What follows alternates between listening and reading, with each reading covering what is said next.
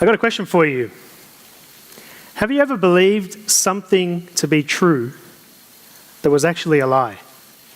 Have you ever believed something to be true that was actually a lie? You know, like when your parents told you that if you eat the watermelon seeds, it'll grow in your stomach and explode? Yeah, it wasn't true, was it? Or like the boogeyman? Well, he never came out of the closet. Thanks, bro. I've got my guy down the front here. I paid him before I came up here. Now, look, I have. A friend of mine a few years ago was having an engagement party, and I was getting ready to go and kind of just getting ready. I was running a bit late, and I was at my sister's place, and I called him up, and I thought I better just check on the dress code. And I called him up and said, hey, look, I'm going to be a bit late. It's just casual, right? And he was like, no, it's cocktail, man. Like, you've got to get your black shoes. Like, you know what cocktail dress is, right? It's the black shoes, the suit, you got to get the whole thing full on. And I was like, oh man, okay. I was at my sister's place and I was going to borrow her car, and my clothes were at the place I was staying at. So she had just bought a new car, a new van. And so I was like, look, I got to race over to can I go? I took the car, and I'm in a hurry, right? Because I'm late, so I'm driving the car, and I hadn't driven the car yet, so I didn't realize how big it was. And as I was in a hurry, drove in the front of the gate. As I went in, scraped the front of the car, brand new. I was like, no, what? So I go inside and get my clothes, get my black shoes, come out, drive back. I got to tell my sister, I'm so sorry. Look what I've done. I'll pay for it. I'm sorry. She's like, don't worry. Anyway, get to the party, rock up, walk in, look around. Everybody's casual. There he is, looking at me, cracking up, laughing. Good one. And there I am, looking like a fool. I totally believed his lie. He had me going the whole time. Have you ever believed something to be true that was a lie? If someone said to you, imagine this, someone said tonight, hey, guess what? There's no more school. Whoa. Whoa. Just imagine someone said that to you, and actually you told yourself, oh, there's no more school. I like that. What would you do next week? What would the week look like? Oh, all the things. Goodness. Can't even begin to imagine all the things that you'd want to do. Tell me, why would we want something like that to be true? Why would we want that to be true? If someone said that to us, and actually even if we kind of told ourselves, why would we want it to be true? Freedom, right? Freedom. Next week, oh man, no more teachers, no more tests, no more schoolwork, no more homework, no more getting up early, no more getting on the bus. Oh, all the things would be free from doing. This might even be you. Like, yeah, yes, burn your books party. Well, just imagine someone told you there's no more school next week. You told yourself, you went and lived next week like there was no school, but actually, there was school. What would happen the week after? You'd have teachers writing letters to your home. The principal probably calling up your parents. I had friends who used to skip school so much, they had police constantly chasing them down. Your parents, what would they do? You'd have so much work to catch up on, assessments to do, that test to catch up on. It'd just be a whole world of trouble, wouldn't it? It wouldn't be good. See, and that's because just because we believe something doesn't exist, it doesn't make it disappear, does it? Just because we believe something doesn't exist doesn't make it go away. Have a look at verse 1 on the passage that you've got in your hands there. This is on the screen as well. Verse 1, the writer here, God is saying, the fool says in his heart, God doesn't exist. There's no God. The fool says in his heart, there is no God. They believe the lie. They fool themselves. They tell themselves God doesn't exist. There's no such thing. I don't have to think about it. And you know, this is what our whole world does. Our whole world kind of tells themselves there's no God, it doesn't matter. They even tell each other, don't worry about that, that doesn't exist. And we convince ourselves of that lie. Anyone here play Pokemon Go? Yes, who reckons they were the best? Anyone? Oh, we got some heroes. It's good. There was a newspaper story just a couple of weeks ago of a guy who wrote this story, and he said he reckons religion, believing in God, is kind of like playing Pokemon Go. He said he went out with his kid the other day, and he was going around, and his kid had the phone. He was playing Pokemon Go, and he wasn't looking at the phone. He was just walking around. He said, my kid was seeing all these kinds of things that were in front of them. All these Pokemons are around the place. Of course, I didn't see them because they weren't there. They didn't exist. And we were walking around. My kid was seeing this and that, and we saw some other kids playing, and they were also seeing the things that my kids were seeing, and we almost ended up in a fight over these things that weren't even there. This is how he thinks it is to believe in God. It's like we're playing a game, seeing things that aren't really there and kind of telling each other, oh yeah, we kind of just plan the game. We turn up each week and we do the things of the game. We sing songs and we do other things and we build up points to get to heaven. And we kind of go along playing this game, weekly game. Well, I tell you, if this was a game, I don't think I would be wasting my time getting involved like this. And I tell you what, if your friend invited you along tonight and this is all a game, you should be very upset with them. Because what a waste if this is all pretend. Let me assure you it's not. The writer says, the fool says in his heart, there is no God. Now think about it. Why would we want something like that to be true? Why would we want that lie to be true? Freedom, right? Freedom. We can do what we want. No one should tell me what to do. I can do what I want. If there's no God, I'm free. I'm free from all responsibility. I'm free to make up whatever meaning I want for my life. I'll decide what it is. We're free. If we decide there's no God, we have freedom. But the problem is, like I said before, just because we believe something's true doesn't make it true, does it? Now, I tried to believe that lie for a while in my life. I tried to live like I was free. When I got to year 11 in school, I was telling some guys earlier, I had enough of school. I hated school. I didn't want to do all the work. I hated all the exams and the work and the homework. I hated it. And so I left school. And for the next few years, I just pretty much lived like I was free. I was doing whatever I wanted to. Eventually, I got to the stage where I felt this overwhelming feeling that I wanted to be free from all responsibility. I didn't want to be responsible for anyone else, and I didn't want anyone to feel responsible for me. I wanted to be completely free, to have no one say anything to me, and I didn't want to have to tell anyone. And so what I did is I booked myself a ticket overseas to escape everything. I went overseas and I was living like I was free. I had no parents around, no people who knew me. I could get up to whatever I wanted, and I did. I was fooling around, partying a lot, drinking a lot. I messed around with drugs, messed around with sex. I was completely wasting my life. When I came back, I got a job as a personal trainer in the city, working in the city. I was making heaps of money, hardly working. Our motto inside the club was, we're living the dream. Now, to the rest of the world, I was free. It was freedom. But actually, it wasn't. I had actually just been convincing myself that I was free by filling my life with things that weren't making me free but were enslaving me. You see, if I needed other things around me to make me feel like I was free, I wasn't actually free, was I? I was just being enslaved by these things. I was trying to fill holes, and I was empty, continuously living for things that have no meaning and leave me empty afterwards. That's not freedom, is it? What's the opposite of freedom? Slavery, yeah. This person said this great line, I just realized this was exactly me. None are more hopelessly enslaved than those who falsely believe they are free. Believing the lie doesn't make you free. Have a look at how the writer describes the kind of person who says God doesn't exist and goes and lives how they want, which was me. Have a look at just the end of verse 1, and then we'll go to verse 4. It says, they are corrupt. Their deeds are vile. There's no one who does good.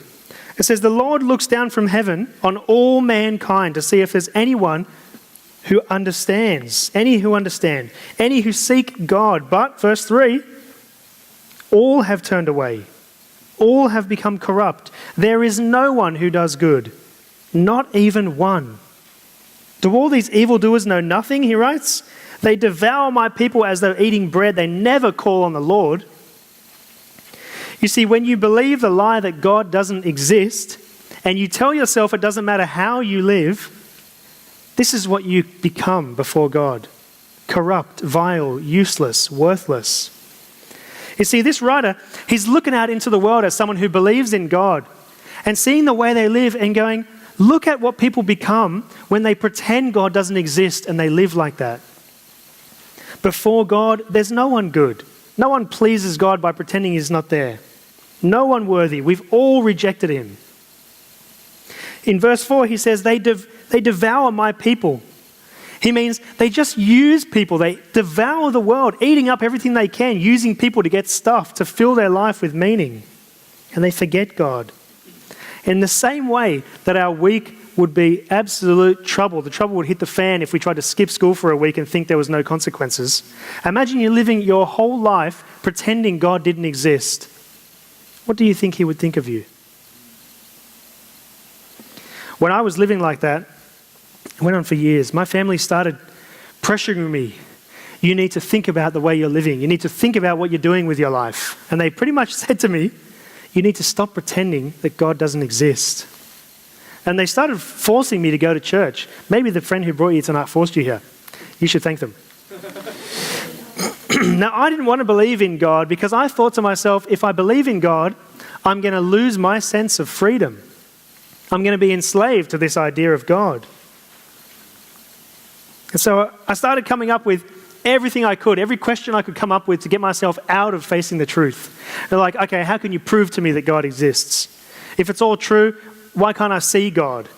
And I started coming up with all these questions to get myself out of believing. I didn't want to just believe in something because people were telling me to. Because as I said before, just by believing something doesn't exist doesn't make it disappear. In the same way, if I just believe something is there, it doesn't make it there, does it?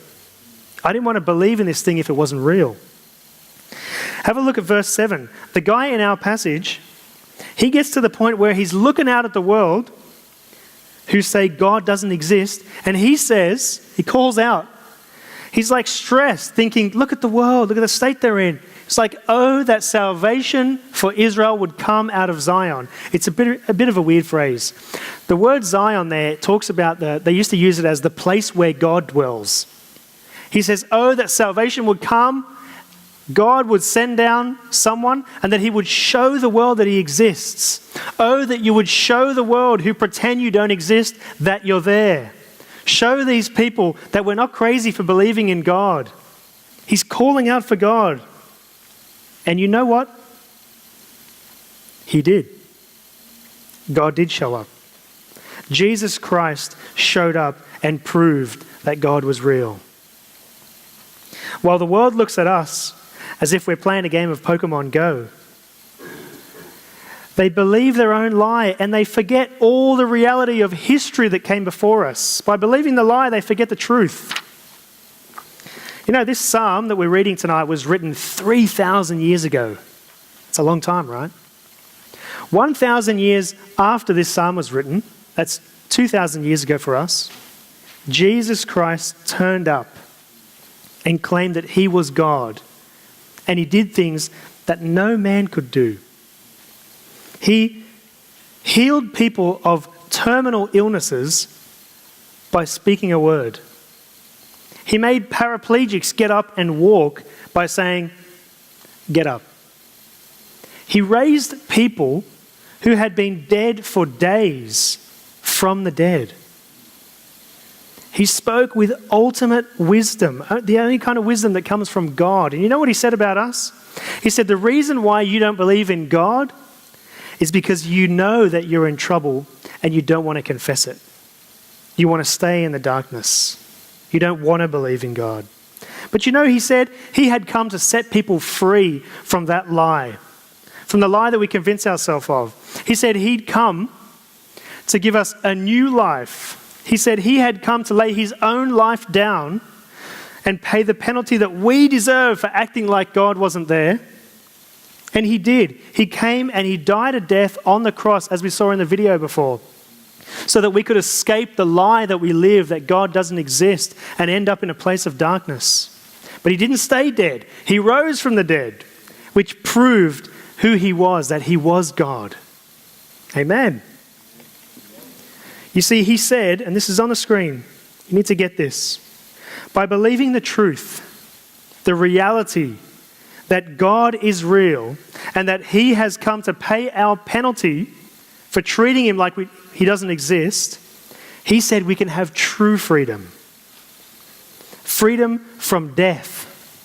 Freedom from living lives that are worthless. Freedom from living lives that have no meaning. Freedom from having no idea of what we're doing with ourselves. Freedom from lies of the world and of our own heart. Tell the person next to you, whom the Son sets free is free indeed.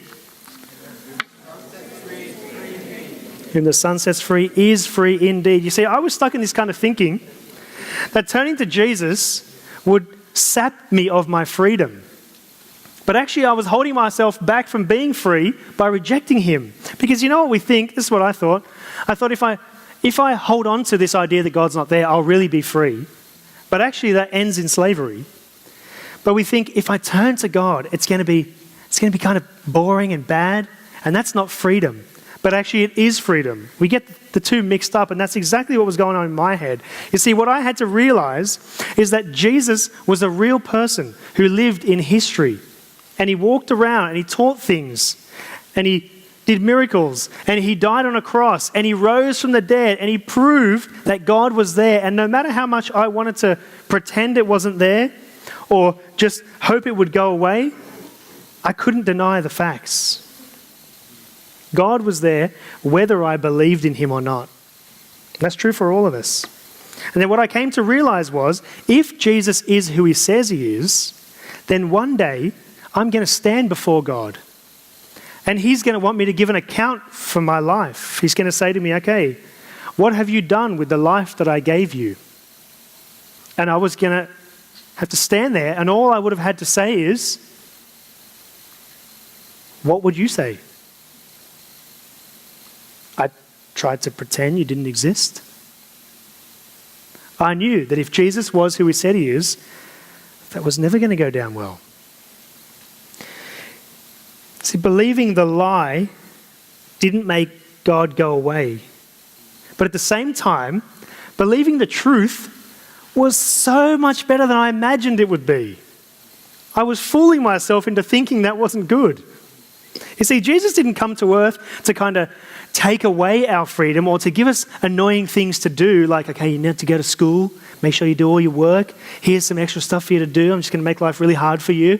God doesn't like you, he wants to punish you. That's the opposite of what he came to do. And that's what I was stuck in my head thinking, oh, if I turn to him, it's going to be bad. But he knew without him, our lives were meaningless. That we were stuck in the lies that we feed ourselves and the lie that the world feeds us. He knew without him, we were nothing, useless, corrupt, not doing any good, in darkness. He came to truly set us free, to restore our relationship with the God who made us, and to give us an eternity in heaven. Accepting the truth that God exists isn't making a second-rate choice. It's coming to terms with the true purpose of why we were made. It's how we truly flourish as people, finally understanding who we really are. I am so glad that my family especially stopped me and made me think about what I was doing with my life. I just couldn't imagine having lived I became a Christian 10 years ago. I couldn't imagine having lived those years without knowing God or even going forward. I can just imagine the things I would have got into or the things I would have filled my life with by now to give myself a sense of purpose.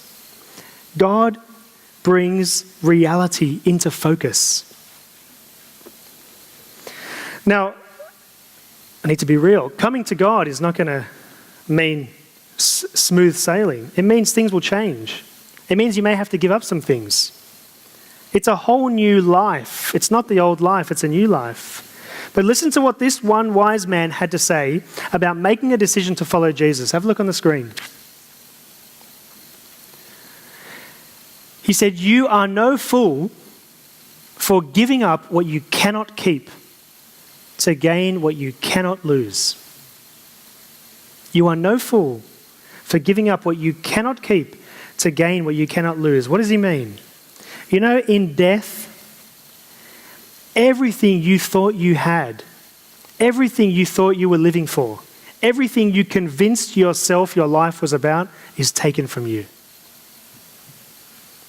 The only thing worth holding on to is God, because that's the one you can never lose. That's the one death can't take away. You know, when you were younger, little kid, who's got brothers and sisters? Yeah, or even just friends, and your brother or sister was annoying you, and you're like, can't see you, you're not there, I can't hear you. Can you hear something? Anyone?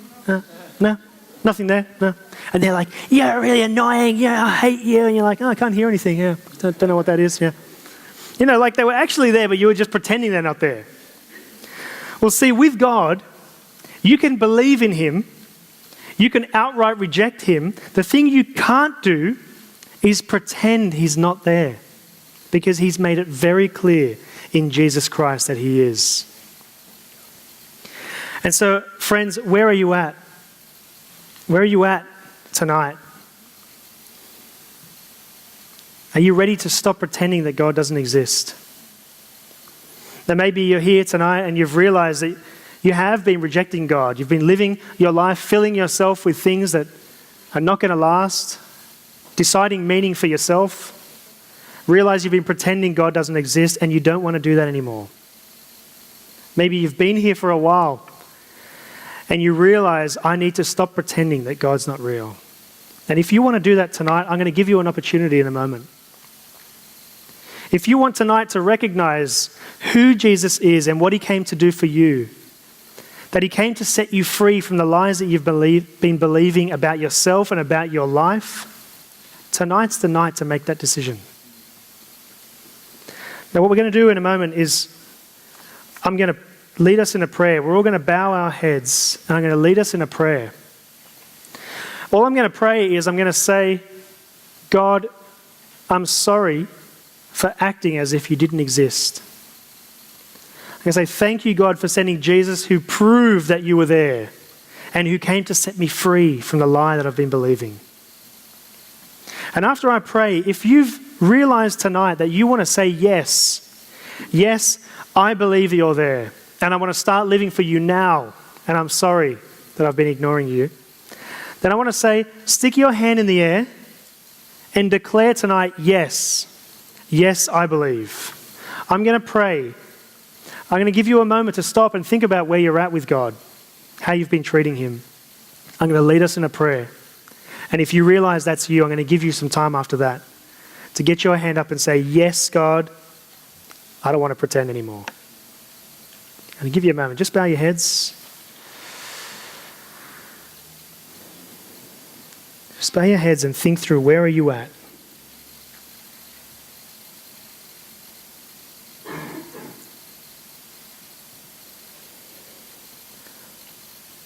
Loving God, I am so sorry for the way I've lived. I'm sorry for acting as if you don't exist and fooling myself into thinking I was free without you. From now on, God, I want to live for you and acknowledge your place in my life. Thank you so much for sending Jesus to prove who you are and for him dying in my place so I can be set free.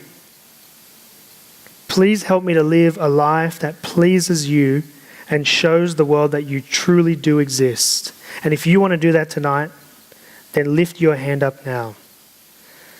Lord, you love those who acknowledge you.